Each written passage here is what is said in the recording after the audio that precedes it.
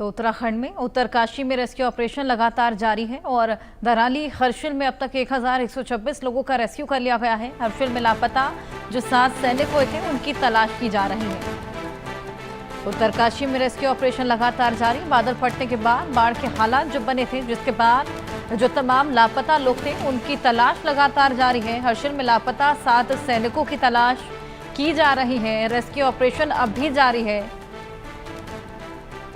धराली में लगातार हेलीकॉप्टर्स की मौजूदगी है और खाने पीने की सामग्री भी पहुंचाई जा रही है और एनडीआरएफ, एसडीआरएफ और आईटीबीपी की तमाम टीमें तैनात और लगातार रेस्क्यू ऑपरेशन कर रही हैं। 7 सैनिक जो कि लापता हर्षिल में, उनको ढूंढा जा रहा है।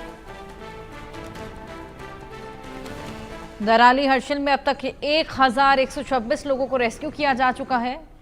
ये तमाम लोग लापता हो गए थे और रेस्क्यू करने के बाद सीएम धामी ने कई पीड़ितों से मुलाकात भी की थी।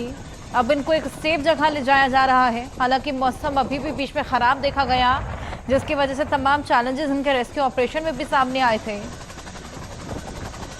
अभी भी 7 सैनिक लापता हैं हर्षिल में, उनको भी ढूंढा जा रहा है। इसके अलावा ये देखिए, ये तमाम लोग जिनको बचाया गया और अब इनको एयरलिफ्ट कर दूसरी जगह ले जाया जा रहा है।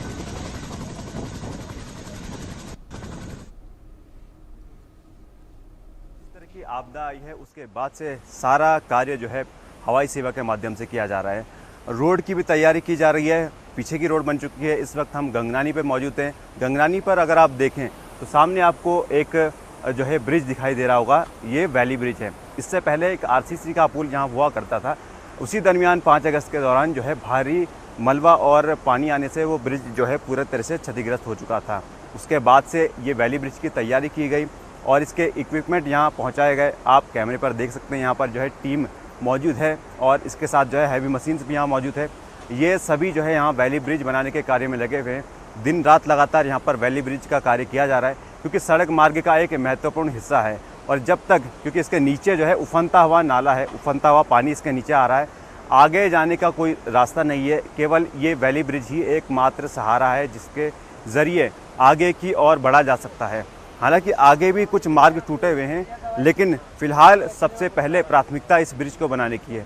जब हमने इसकी जानकारी ली तो मालूम हुआ कि ये ब्रिज जो है काफ़ी मजबूत ब्रिज है और इसमें सामान्य गाड़ियों के साथ साथ जो भारी मशीनें उनको भी यहाँ से ले जाया जा सकता है, जिससे साफ स्पष्ट है कि जब वो भारी मशीनें यहाँ से जाएंगी दूसरी ओर और आगे भी अगर रास्ता ख़राब मिलता है तो उनको जल्दी रिपेयर करने में, यानी कि अस्थायी मार्ग बनाने में जो है बेहद ही आसानी होगी और जल्दी से वहाँ भी मार्ग बनाया जाएगा। इस तरह से बाय रोड जो है आगे मरम्मत का कार्य करते हुए घटनास्थल तक, यानी कि आपदाग्रस्त क्षेत्र तक पहुँचने का, और वहाँ पर तमाम तरह की रेस्क्यू टीमें और मेडिकल टीमें सभी सप्लाई जो है बाय रोड से शुरू हो सकती है। अपने वीडियो जर्नलिस्ट सुमित रावत के साथ मैं शुभम कोटनाला, इंडिया न्यूज़ के लिए। उत्तरकाशी के धराली और हर्षिल में जल सैलाब ने खूबसूरत घाटी को मलबे और कीचड़ के ढेर में तब्दील कर दिया। इस वक्त हर कोई एक एक जिंदगी को बचाने की जंग लड़ रहा है। मलबे में फंसे लोगों को बचाने के लिए भारत का अब तक का सबसे बड़ा रेस्क्यू ऑपरेशन चलाया जा रहा है। इस रेस्क्यू ऑपरेशन में केंद्र और राज्य सरकार ने पूरी तरह ताकत झोंक दी है। सेना से लेकर स्थानीय प्रशासन, इंसान हो या जानवर, हर सांस को बचाने के लिए राहत और बचाव टीमें युद्ध स्तर पर जुटी हैं। धराली में चल रहे इस रेस्क्यू ऑपरेशन के बीच इंडिया न्यूज की टीम ग्राउंड जीरो पर पहुंची और त्रासदी से बचकर लौटे लोगों से बातचीत की। आपको बता दें कि सड़क के रास्ते अभी धराली तक पहुंचना एक बड़ी चुनौती है। कई किलोमीटर पैदल चलकर भी वहां पर पहुंचा जा सकता है। इंडिया न्यूज की टीम धराली के पास मौजूद है, जहां जगह जगह तबाही के निशान, मलबे का अंबार है, जिसमें जिंदगी की तलाश जारी है। आइए रिपोर्ट दिखाएं।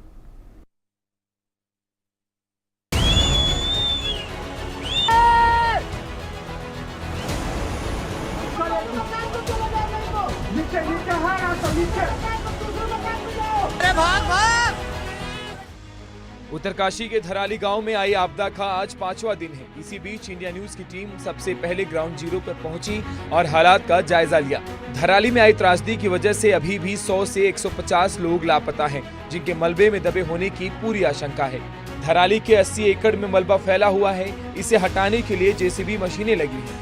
मलबे के नीचे दबे लोगों की तलाश के लिए हाईटेक थर्मल सेंसिंग मशीन के साथ और बड़ी मशीनें चाहिए, लेकिन ये सब 60 किलोमीटर दूर भटवाड़ी में रास्ता न खुलने की वजह से अटका हुआ है, जिससे पूरी तरह से रेस्क्यू शुरू होने में थोड़ा वक्त अभी और लग सकता है।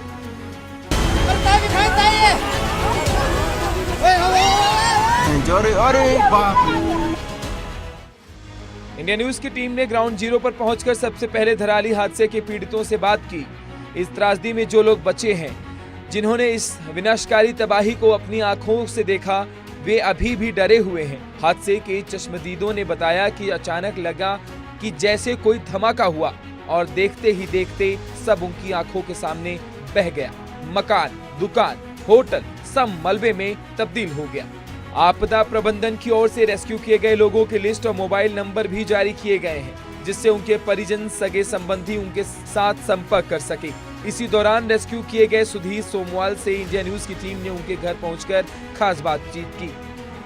उत्तरकाशी के धराली क्षेत्र में 5 अगस्त को जिस तरह से भयावह गाढ़ और बाढ़ वहाँ पर आई, उस मंजर के बाद से सबका दिल दहला हुआ है। लोग लगातार तलाश कर रहे हैं अपने लोगों की, अपने परिजनों की, अपने परिवार वालों की, और अब आपदा प्रबंधन ने इसकी लिस्ट भी जारी करी है। कुछ लोग यहाँ के क्षेत्र के निवासी भी हैं। हम इस वक्त भटवाड़ी में मौजूद हैं। हमारे साथ एक सुधीर सेमवाल जी हैं, जो कि भटवाड़ी क्षेत्र में ही रहते हैं, और उस दौरान मुखबा गए थे। तो मुखबा भी इनका घर है। तो हम इनसे जानना चाहते हैं क्या कुछ उस दौरान घटनाक्रम रहा, किस आवश्यकता के लिए वहाँ गए। सुधीर सेमवाल, सबसे पहले तो आपका इंडिया न्यूज़ में बात करने के काफ़ी धन्यवाद। सर, हम यहाँ से 3 तारीख को गए। हमारे यहाँ 4 तारीख को मेला था, 4-5 को। तो 4 को गए तो 5 को जो है मेला था। तो मेला 2-2:30 बजे करीबन शुरू होना था। तो 1:30 बजे करीबन जो है ये घटना घट गई धराली में। तो जो मंजर था बहुत भयानक था। वो ऐसा हमने कभी अपने जीवन में आज तक कभी देखा नहीं। धराली भारतीय वायुसेना ने रेस्क्यू मिशन में अपनी ताकत झोंक दी है। बरेली एयरबेस में MI-17 और ALH MK-III हेलीकॉप्टर तैनात किए गए हैं। आगरा एयरबेस से AN-32 और C-295 विमान भी मदद को लगाए गए हैं। इन विमानों से न सिर्फ राहत सामग्री पहुंचाई जा रही, बल्कि लगभग लोगों को सुरक्षित निकालकर लाया जा रहा है। सेना के MI-17 और चिनूक ने धराली में फंसे लगभग 119 लोगों का रेस्क्यू किया।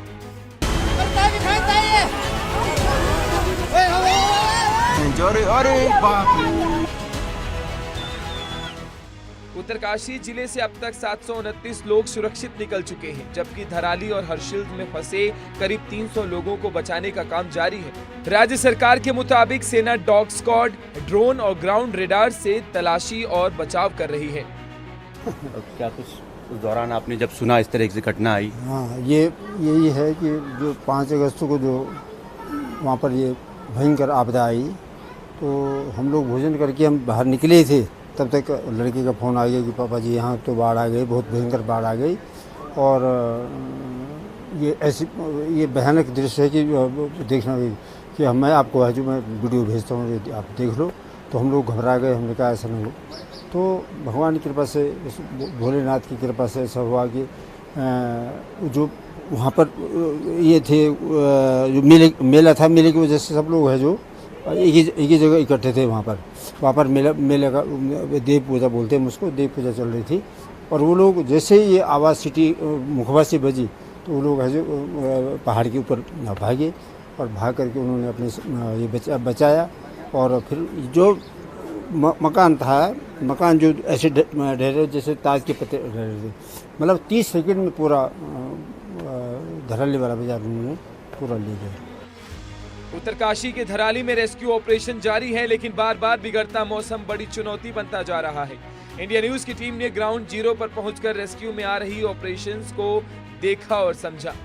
उत्तरकाशी के गंगनानी में इस वक्त हम मौजूद हैं, और यहाँ पर जो है संपर्क मार्ग पूरी तरह से बाधित है। आप देख सकते हैं यहाँ पर जो ब्रिज का हिस्सा है पूरी तरह से टूटा हुआ है, और इस ब्रिज को बनाने की जो है टेम्परेरी तैयारी की जा रही है। हालांकि टीमें यहाँ पर लगातार आ रही हैं, स्वास्थ्य की टीमें लगातार यहाँ पर आ रही हैं, जिससे कि अगर यहाँ पर किसी तरह की आवश्यकता पड़ती है तो उसको ठीक किया जा सकता है। हम पूछना चाहेंगे, सर आप यहाँ पर आए हैं लेकिन ब्रिज टूटा हुआ है, क्या कुछ चीज़ें रहेगी? हमारे हिसाब से तो ये है सर कि हम यहाँ पे आ रखे हैं, जो भी हेल्प हमसे होती है, हेल्थ के बारे में जो भी होता है पूरा सपोर्ट करेंगे। बाद में हमारी 3 एम्बुलेंस यहाँ पे खड़ी है, 2 अभी भटवाड़ी में है, पूरी हेल्थ की कोई दिक्कत नहीं है, हेल्थ का पूरा है हमारे पास, सब कुछ है, मेडिसिन वगैरह सब कुछ है, इंजेक्शन वगैरह सब कुछ है, कोई बनता है हम करेंगे, कोई दिक्कत नहीं है। अच्छा, आप यहाँ आए हैं, एम्बुलेंस में किस किस चीज़ की व्यवस्था है? सर हमारे एम्बुलेंस में लगभग बेसिकली और सभी व्यवस्था है, वेंटिलेटर है, सब जो भी होता है, बीपी एस्टिमेट है, दवाई है, इंजेक्शन है, सब कुछ है हमारे पास। कितने समय से आप लगातार यहाँ पर आ रहे हैं? पुल टूटा हुआ है। तो यहाँ पे तो इस मौके पर हम पहली बार पहुँचे हैं। उत्तरकाशी से हमको परसों से रवाना कर दिया गया था। कल हम वहाँ पर पहुँचते पीछे मनेरी में रोड टूट रखी थी। मनेरी के बाद गिरीपॉल में रोड बनाई वहाँ पे, फिर हम आगे आए, यहाँ पे भटवाड़ी में रोड ख़राब थी। अभी हम आधे से वहाँ से की रोड बन चुकी है, आगे के लिए रवाना हो जाएगा। तो अभी हम यहाँ से निकले, हमने देखा कि वहाँ पे कोई दिक्कत नहीं है। और यहाँ पे हमारे एम्बुलेंस में ऑक्सीजन वगैरह, दवाई, इंजेक्शन वगैरह पूरी व्यवस्था है। रेस्क्यू में काम में तेजी आए, इसके लिए एक और टीमें सड़क मार्ग को दुरुस्त कर रही हैं। वहीं गंगनानी में टूटे पुल पर भी रेस्क्यू टीमों के साथ मेडिकल की टीमें भी तैयार की गई। धराली रेस्क्यू ऑपरेशन तो जारी है, लेकिन इसी बीच खराब होता मौसम एक बड़ी बाधा बना हुआ है। उत्तरकाशी के धराली में लगातार रेस्क्यू अभियान चल रहा है, लेकिन इसी बीच आज जो है करीब शाम का वक्त हो चुका है, मौसम अचानक ही बिगड़ चुका है। आप कैमरे की मदद से देख सकते हैं कि यहाँ पर मौसम की क्या स्थिति है। भारी बारिश यहाँ पर शुरू हो चुकी है। हम इस वक्त जो है डुंडा क्षेत्र में स्थित हैं, जो मातली से 6 किलोमीटर आगे है, और इस क्षेत्र में पूरी तरह से बादलों ने डेरा डाल दिया है। भारी बारिश यहाँ पर देखी जा रही है। ऊपर के इलाकों में दोपहर के बाद से ही लगातार तेज़ बारिश शुरू हो चुकी थी।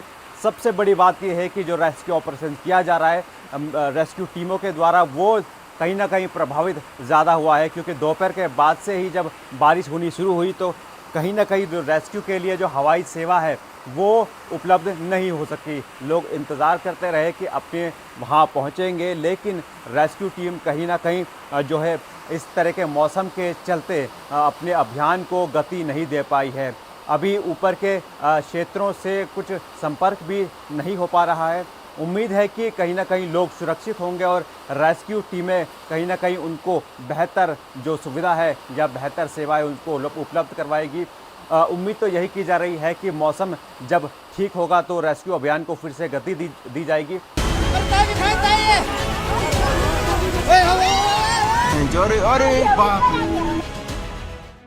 उत्तरकाशी से गंगोत्री तक एक ही सड़क है जो धराली से गुजरती है।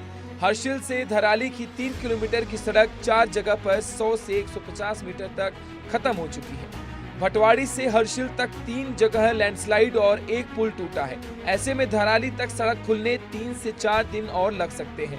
उत्तरकाशी जिले के धराली में 5 अगस्त को दोपहर 1:45 बजे बादल फट गया था, जिससे खीर गंगा नदी में बाढ़ आ गई। तेज रफ्तार पानी के साथ आए मलबे ने 34 सेकंड में धराली गांव को जमींदोज कर डाला।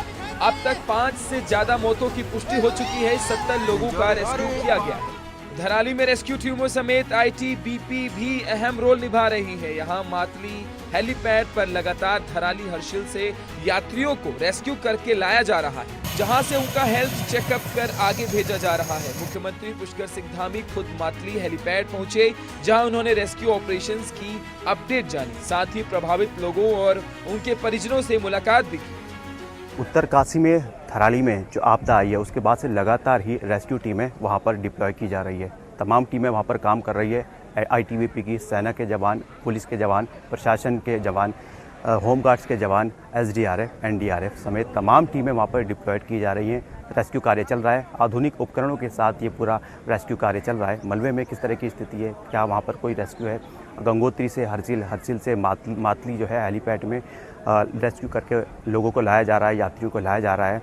और इस वक्त हम मातली हेलीपैड जो कि आईटीबीपी बेस कैंप में है वहीं पर मौजूद हैं। मैं सहयोगी को कहना चाहूँगा कि आप थोड़ा ज़रा सामने का दृश्य दिखाएं, जो कि आप देख रहे होंगे कैमरे पर।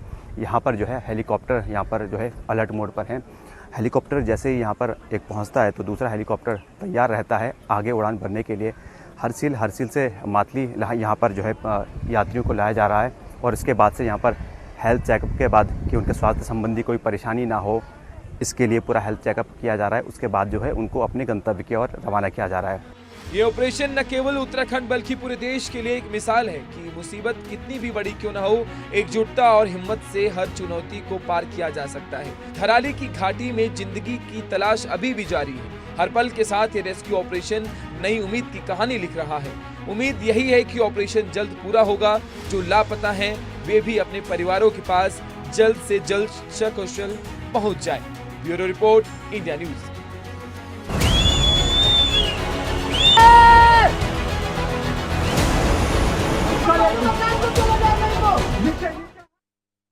धराली में आपदा प्रभावित क्षेत्रों का निरीक्षण कर रहे मुख्यमंत्री पुष्कर सिंह धामी के सामने शुक्रवार को ऐसी तस्वीर आई जिसने वहां मौजूद हर शख्स को भावुक कर दिया। शुक्रवार को जब मुख्यमंत्री धामी ग्राउंड जीरो पर डटे रहे तब आपदा प्रभावित क्षेत्रों का निरीक्षण कर रहे थे तो धराली की आपदा से रेस्क्यू कर लाई गई एक महिला खुद को सीएम धामी की कलाई पर राखी बांधने से खुद को रोक नहीं सकी। महिला की आंखों में आंसू थे, लेकिन उन आंसुओं में डर नहीं, भरोसा था। वो आगे बढ़ी, अपनी साड़ी का किनारा फाड़ा और उसका एक टुकड़ा राखी के रूप में मुख्यमंत्री की कलाई पर बांध दिया। राखी बांधते हुए उन्होंने भावुक होकर कहा, मेरे लिए मुख्यमंत्री धामी भगवान श्री कृष्ण जैसे हैं, जिन्होंने न केवल मेरी बल्कि यहाँ मौजूद सभी माताओं बहनों की एक भाई की तरह रक्षा की है। ये 3 दिन से हमारे बीच रहकर हमारी सुरक्षा और ज़रूरतों का ध्यान रख रहे हैं। ये केवल कपड़े का टुकड़ा नहीं था, बल्कि उसमें एक बहन का विश्वास, अपनत्व और अपने रक्षक भाई के लिए अटूट प्रेम पिरोया हुआ था। मुख्यमंत्री धामी ने भी उनका हाथ थामते हुए आश्वस्त किया कि एक भाई के रूप में वो हर परिस्थिति में आपदा से प्रभावित बहनों के साथ खड़े रहेंगे और प्रदेश सरकार की ओर से हर संभव मदद जरूर करेंगे।